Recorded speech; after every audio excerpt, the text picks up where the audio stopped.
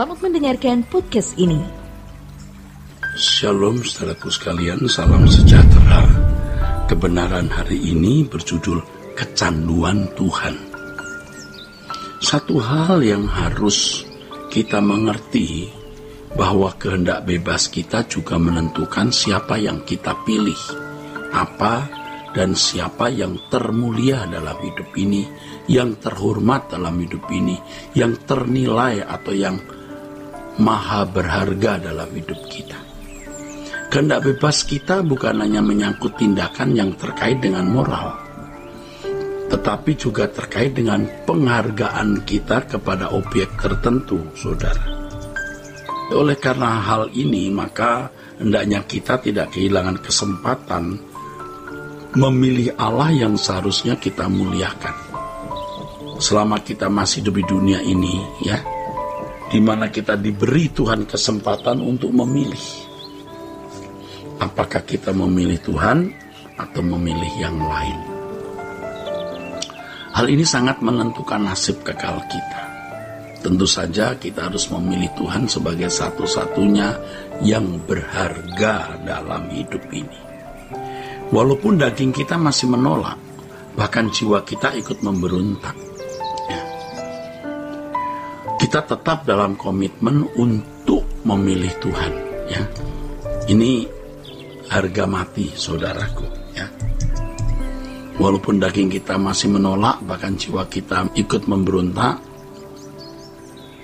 ya, kita tetap memilih Tuhan, saudara. Jiwa yang sudah dicemari oleh hasrat-hasrat duniawi, ambisi-ambisi duniawi, ya.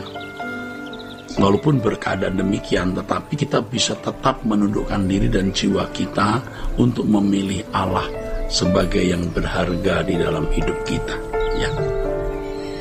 Kita bisa mengatakan bahwa hanya Allah satu-satunya yang berharga dalam hidup ini. Kita bisa memilih bahwa harta kita satu-satunya di dunia ini adalah Tuhan, Allah Israel, Allah Abraham, Ishak dan Yakub, ya. Yahweh maksud saya, Allah Abraham, Allah Ishak dan Allah Yakub. Kalaupun kita studi, ya, kita karir, ya, kita bekerja, memiliki pasangan, ya, dan berkeluarga, memiliki anak dan semua fasilitas, itu bukan tujuan hidup kita sebenarnya. Tujuan pencarian hidup kita hanya satu, Tuhan Allah serba sekalian alam.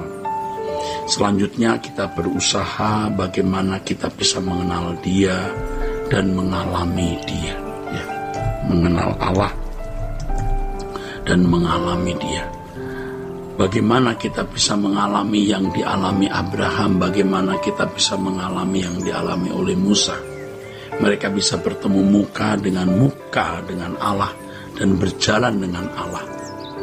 Nah, dan seperti yang dialami tokoh-tokoh iman juga,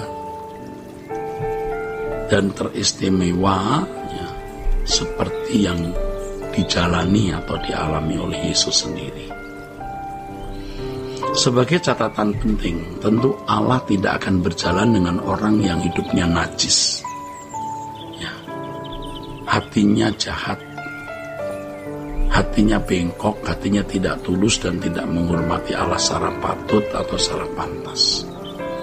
Allah yang besar, Allah yang mulia, Allah yang maha agung patut menerima seluruh persembahan hidup kita. Untuk itu kita harus rela meninggalkan segala sesuatu dan menganggapnya tidak bernilai. Kita bisa memiliki semua fasilitas yang orang lain miliki di dunia ini, atau segala sesuatu yang dapat kita raih, tetapi kita tidak menganggapnya itu sebagai sesuatu yang berharga. Dan kalau kita menganggapnya itu sebagai bukan sesuatu yang berharga, maka kita tidak rela menggunakan semua itu untuk kesukaan hati. Maksud gini, kalau kita menganggapnya itu sebagai bukan sesuatu yang berharga, tidak bernilai, kita rela mempersembahkan itu untuk Tuhan demi kesukaan Allah. Sebab yang bernilai itu Tuhan, bukan benda itu, bukan harta kita. kita rela mempersembahkan itu untuk kesukaan hati Allah. Ya, kita harus memenuhi seperti apa yang dikatakan dalam firman Tuhan. Kita harus memenuhi firman Tuhan, maksudnya baik kamu makan atau minum atau melakukan sesuatu yang lain, lakukan semua untuk kemuliaan Allah. Ini pilihan ya. Kita bisa berkata, aku memilih Engkau ya Allah sebagai satu-satunya yang berharga di dalam hidup ini. Jadi bagi kita yang memandang Tuhan paling berharga dalam hidup ini, artinya kalau kita memandang Allah sebagai yang paling berharga, kita tidak keberatan kalau harus bangun pagi berdoa untuk berdoa, merasa tidak berkeberatan sama sekali walaupun kita merasa masih lelah dan mengantuk. Ya, jangankan jam 5 pagi, jam 4 pagi pun kita bersedia. Jangankan jam 4 pagi, ya, jam berapapun maksudnya. Ya, kerelaan kita bangun untuk berdoa bukanlah musiman, tetapi permanen. Hendaknya kita berdoa bukan hanya karena ya kita lagi seneng begitu. Kalau tidak seneng ya tidak berdoa. Kita harus memiliki kerinduan yang permanen. Namun demikian perlu saya ingatkan, walaupun kita harus bangun pagi berdoa, kita harus memiliki waktu tidur paling tidak ya 7-8 jam begitu ya saudara.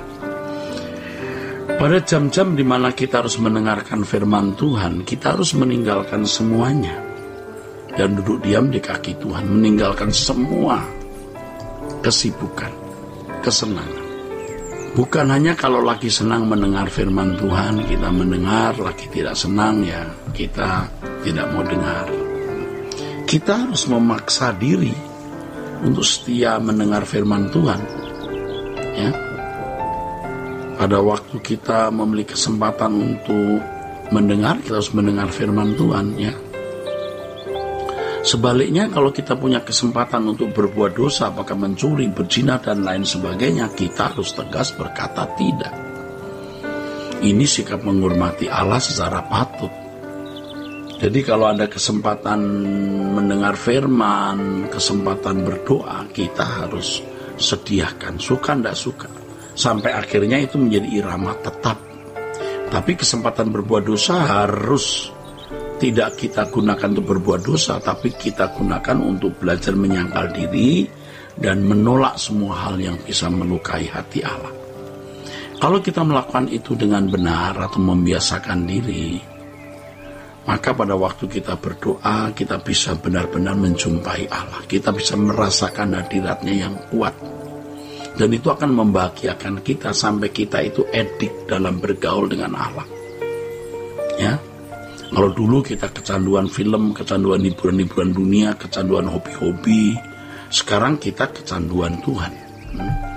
Sekarang kita kecanduan Tuhan. Ya, kita mencintai Tuhan dengan cinta yang menyala-nyala. Hendaknya kita tidak meninggal dunia sebelum kecanduan dengan Tuhan ya. Orang yang masih kecanduan berbagai hobi, kesenangan-kesenangan dunia, barang-barang branded, kendaraan, tas pakaian dan lain-lain adalah orang-orang yang tidak menghormati Tuhan secara patut. Dan mereka juga tidak patut dihormati, saudara, di hadapan Allah nanti. Mereka tidak layak ada di hadapan Allah. Jangan kita berkeadaan seperti orang-orang ini, ya. Ya saudaraku, kita harus menjauhi cara hidup yang salah, tetapi mengenakan cara hidup yang dikenakan oleh Yesus yang menghormati Bapa. Kiranya kebenaran ini memberkati kita sekalian. Sola Gracia.